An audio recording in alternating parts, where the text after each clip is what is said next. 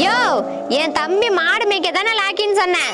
இப்ப பாரு, வெளிநாடு போய் கை நிறைய சம்பாதிக்கிறான். சாரிடி, நான் ஏதோ எனக்கு தெரியாம கோவத்துல சொல்லிட்டேன். சரி சரி. வெளிநாட்டுல என்ன வேலைடி செய்யறான்? ஒட்டகம் மேய்க்கிறாயா?